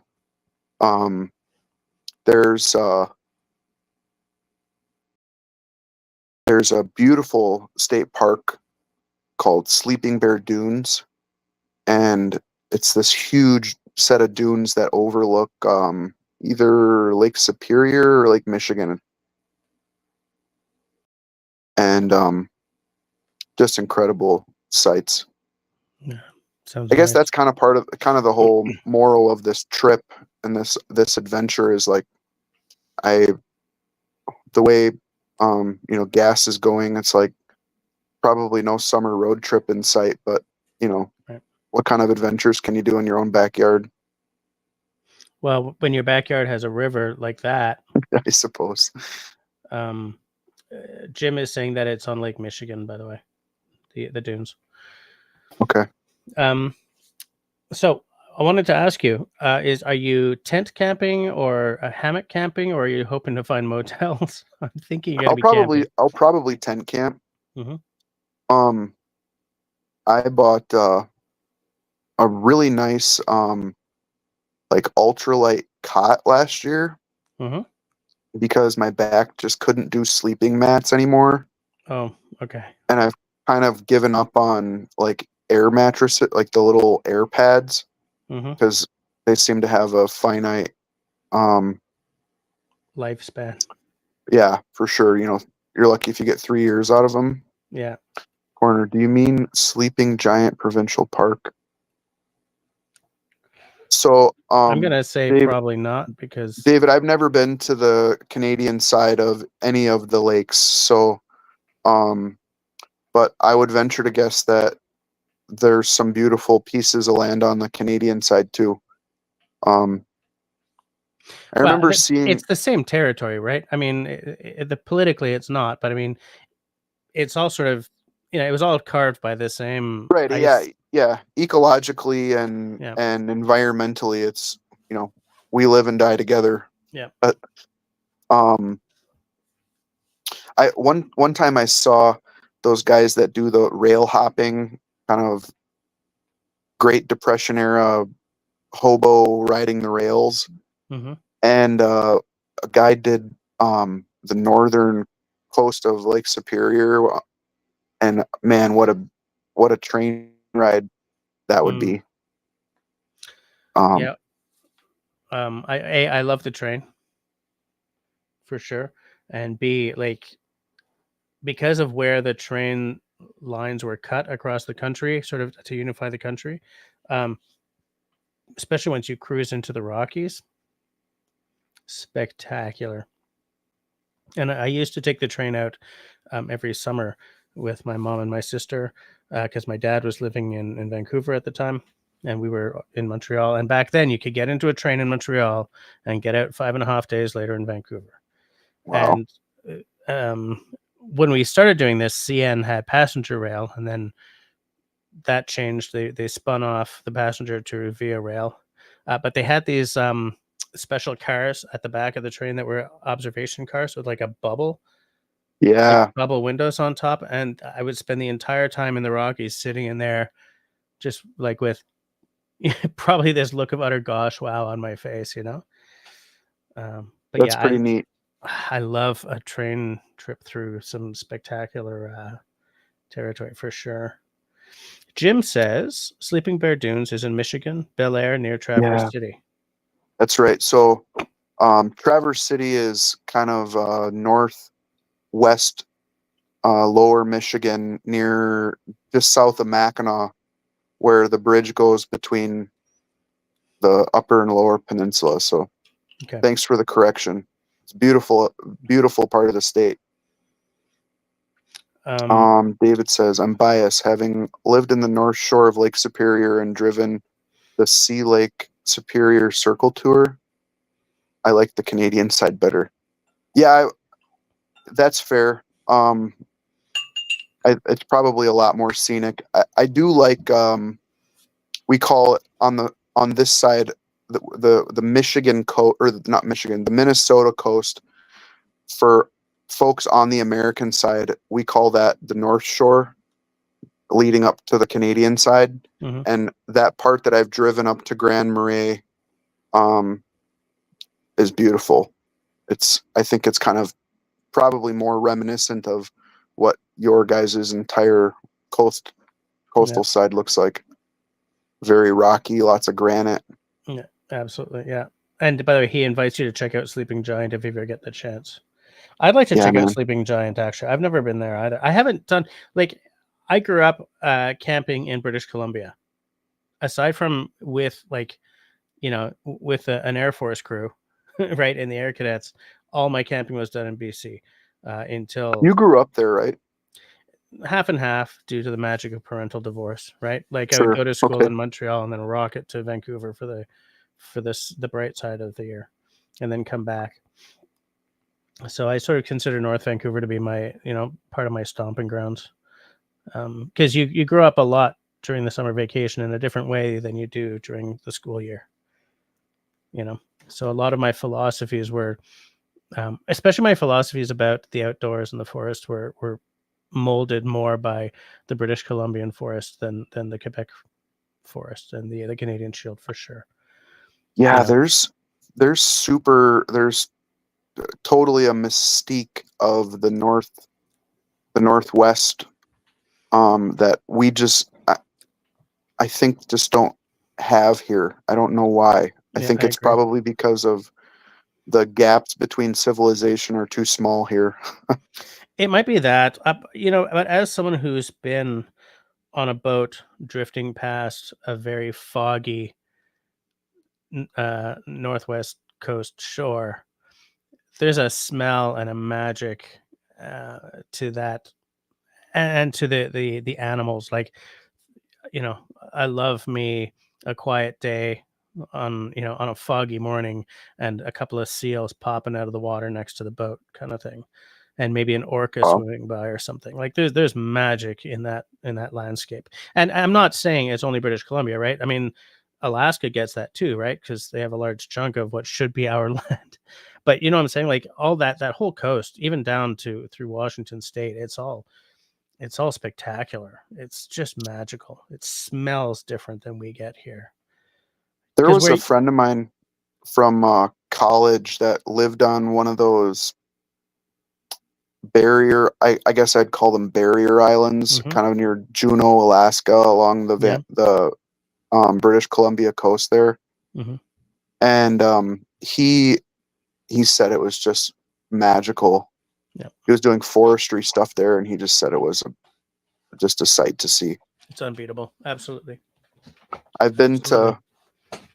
to 42 of the 50 states, and though that northwest part still evades me, still eludes me. So someday I It's hope. worth your time. It's absolutely worth your time. I would like to see the north part of the Northwest too. Like I'd love to see up, Yukon and Alaska. Um, I've always wanted to see Yeah, the north. So about 10 years ago, I thought I wanted to drive my little Nissan up the road to Inuvik there yeah. and plant my feet on um, the Arctic Circle, but I think I was watching too many Discovery Channel shows. You know what you just remind me of? I miss the days like when having cable was worth my money. Like the Discovery Channel was a science channel. TLC was a learning channel. And like And History everyone, Channel wasn't Ancient Aliens. yeah, the History Channel was history. Like, the channels were all good. And then suddenly they all just had like Say Yes to the Dress on. It's like what Right? happened to all these channels? Yeah. I want to point out that Country Boy has told Destiny to add what you said to the quotable quotes. Ultimately, we all live and die together. If only our politicians could live by that same philosophy.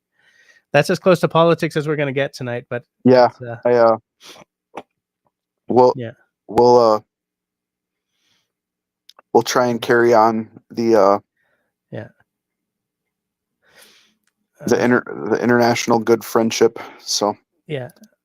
Um, um Country Boy says no better place to be in the summer than BC. I agree. I think you need to see the Northwest, dude. You need. so like if Algonquin is quintessentially Ontario, what is quintessentially British Columbia? Like a park or like So,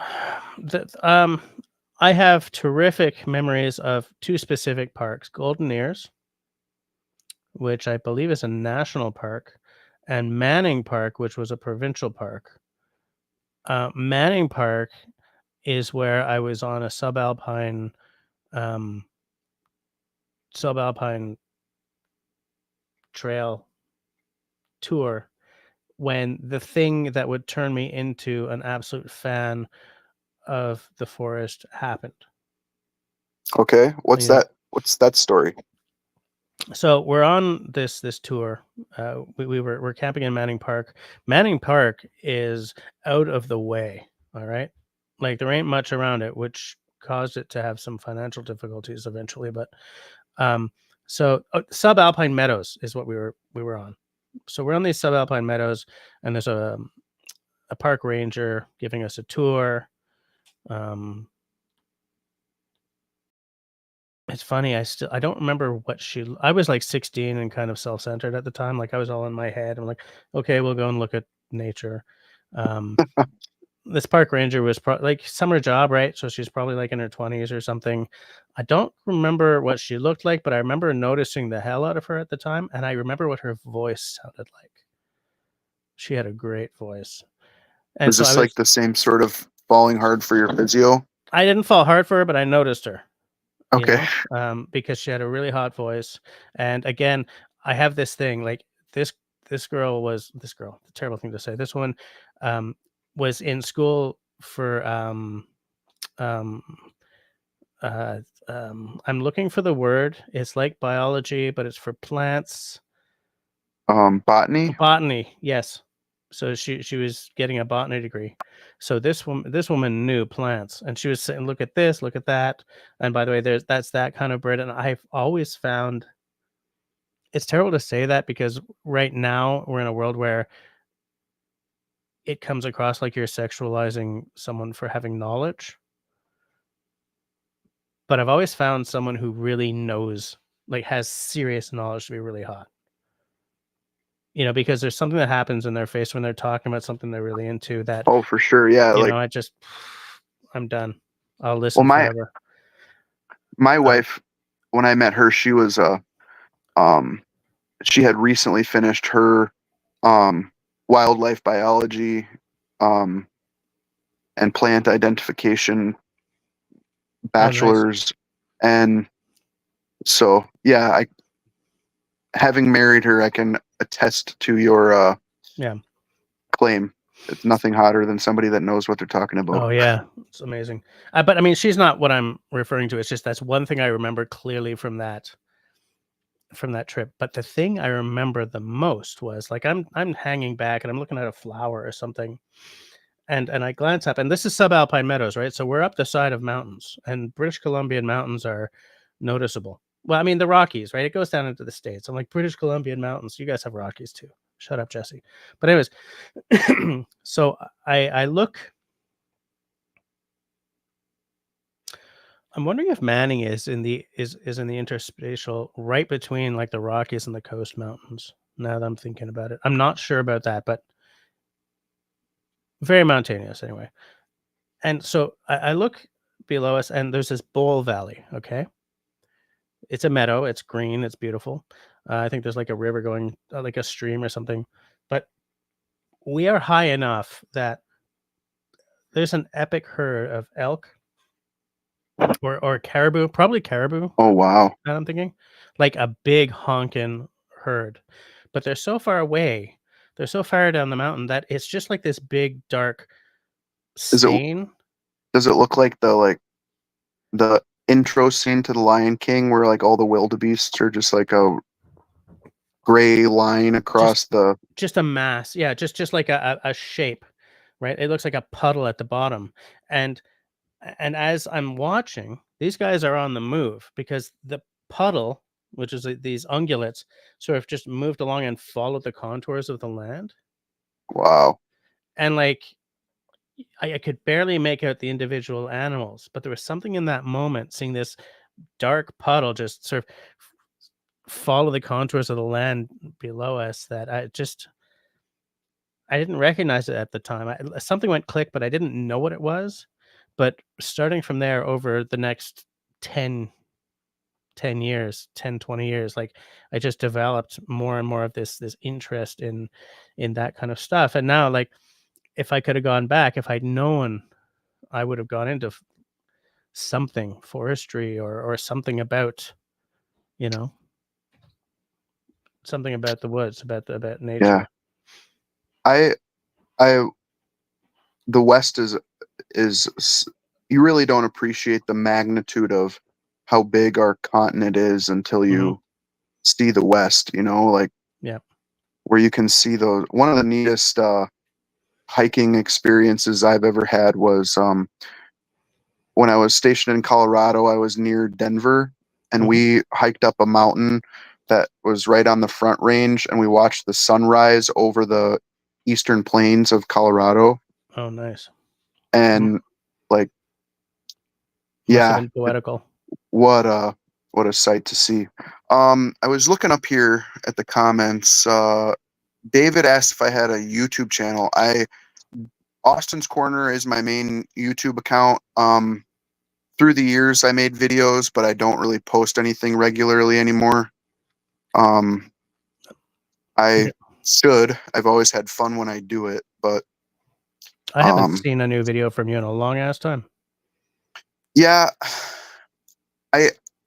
So here's the thing that and this is the thing that I admire about just YouTubers and content creators in general, is there's a whole, like, I was on YouTube when, like, you stitch something together in iMovie, Mhm. and like the the viewer expectations were way lower, and now you have to have a whole skill of editing, and to me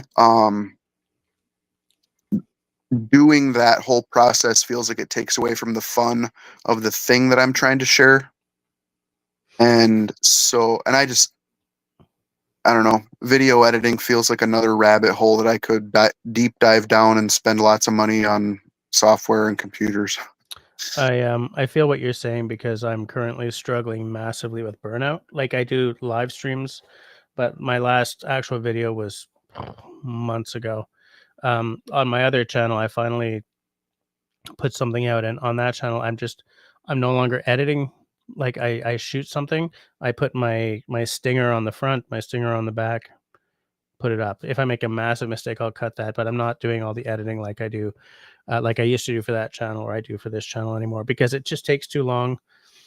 I've got crazy burnout happening, and for someone who went to school to make movies, burnout on something like this feels Yikes. terrible. Just Yeah. feels awful. It's like You know, a brain surgeon having brain burnout on brain surgery. yeah, yeah. Yeah, So, man. Country Boy says, by the way, I'm glad that you noticed that comment because I wanted to point out a couple of comments that Jim says that the Canadian side of Lake Superior is the North Shore. So I guess it's the same thing. You guys Fair. all sort of see that as being the North Shore, which makes sense to me because I live on an island and we see the shore one island over because Montreal is an island, and then there's an island called Ile Jésus, which is where the city of Laval is, and then there's what we call the North Shore, which is the North Shore of the St. Lawrence River. Well, and when I think of Lake Superior on a map, Duluth, Minnesota is kind of the furthest western end of the lake. Okay, that's and Duluth, yeah. And so maybe folks call that the North Shore because that's where the North Shore sort of theoretically starts and then continues up into Canada all the way to, what is it? Sault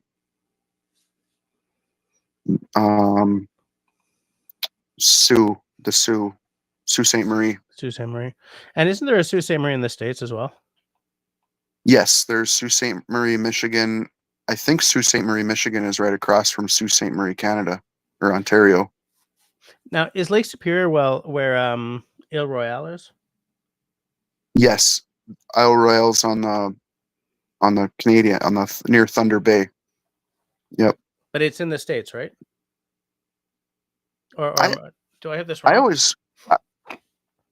I guess I don't know if Isle Royale is American or Canadian. I mean, I can't even visualize where in Lake Superior it is. That's the thing. Like I don't know where it is. I just have this idea that it's somewhere in that lake. Destiny, by the way, it says BC in the summer, Ontario in the fall. Heaven. That, yeah, I would totally do that. Does British Columbia get fall colors like here in the East? Okay, so yes and no. It's a very different forest. Much of BC is boreal, right? Sure. Even down the coast, though, it's very much evergreens. Lots Very of much conifers. Lots and lots of conifers, which is part of why I love it because I love me some conifers. That you're going to find some birches and stuff as well, but like it's mostly conifer forests, lots of cedars, right? Like the rainforest trees, right? I don't like, I'm not thinking like redwoods like down in California, but here's a definitive question. Whose mosquitoes are worse in the summer, Ontario or British Columbia? Oh, Ontario. Okay, well then we'll go to British Columbia for the summer. Mm-hmm. David is saying IRNP is the U.S. part of Lake Superior. I don't know what IRNP is. So that'll be Isle Royale, I guess, is a national park.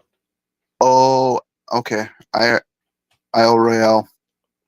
I'm calling it Isle Royale because you do. I thought it was Ile Royale up until like 30 seconds ago. So, but yeah, if it's on the American side, it's probably Isle Royale. BC doesn't have a lot of deciduous trees, but there is colors amongst the evergreens. Probably birch and aspen, I would venture to guess, out west. Yeah. I Yeah. would say the same. Country Boy is referring to something I said. He says Manning is almost dead center between the Rockies and the coastal mountain ranges. Yeah. Oh, so I bet Spectacular, there's probably not a lot going on in that stretch of land between the Rockies and the coast. It's pretty far from almost everything. Like I remember it being a substantial drive from Vancouver to get there, for instance. You know, Golden Ears gets a lot more action. Yeah. David Evans says that Oral is right next to Sleeping Giant, just off of Thunder Bay. I should probably get a map of the lake going, so I'll know exactly what we're talking about. Because I believe Lake Superior is mostly in the States too, isn't it? I don't know. The whole conversations of invisible lines is kind of at the end of the day, like, this kind of becomes a tired subject. Yeah. But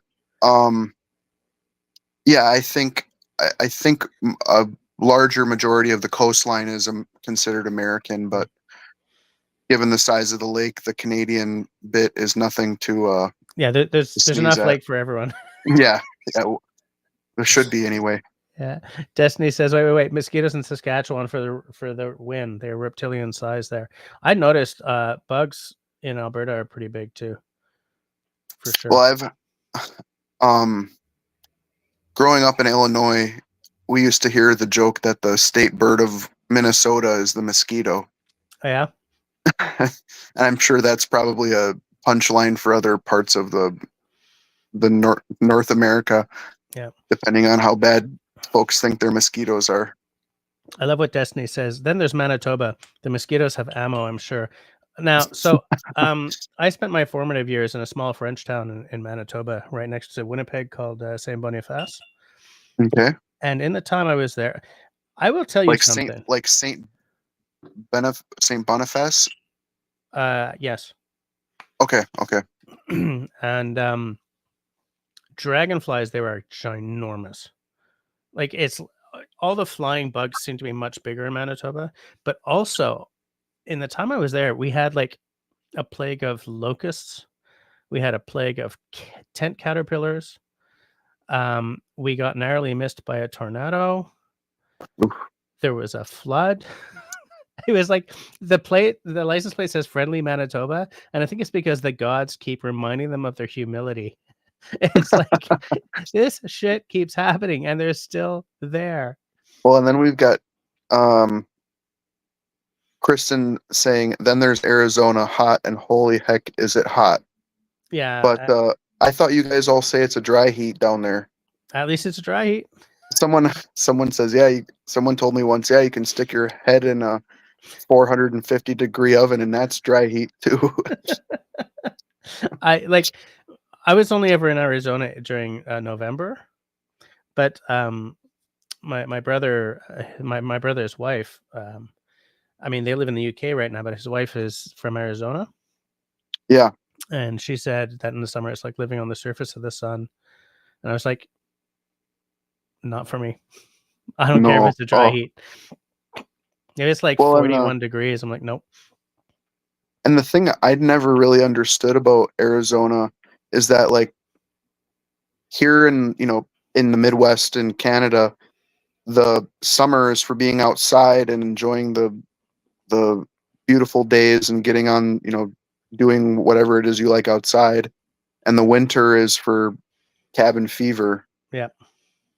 And absolutely.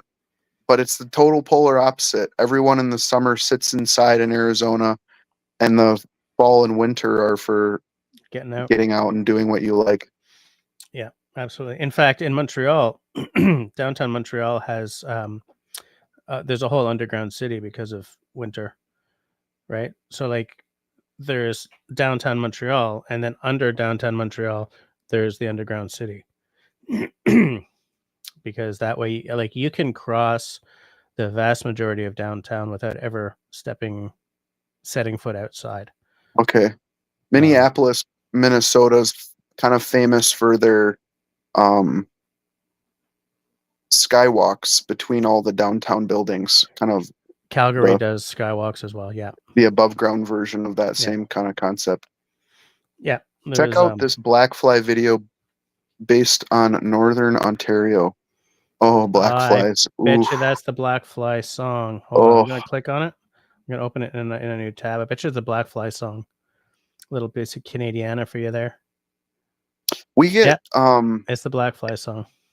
In the northern parts of the Midwest, we call them no-see-ums. I think that's kind of the same thing as blackflies. But I wonder if they are. I have made that because we get no-see-ums up here as well. But I don't know if it's the same thing or not. I thought it was. I think maybe blackflies are way more aggressive than no-see-ums. Blackflies are pretty aggressive, for sure. Oof. Yeah. Kristen, you should choose to live there. Man. Well, I'll tell you what, my screen is turning black and white because it's 10 p.m. here. So I don't know if yeah, it's 11 here, which is when I shut down the live stream. Are you gonna strike the axe? Yep. I'm gonna say to everyone, it's 11 o'clock. That was a lot faster than I thought it was because I was enjoying the conversation massively.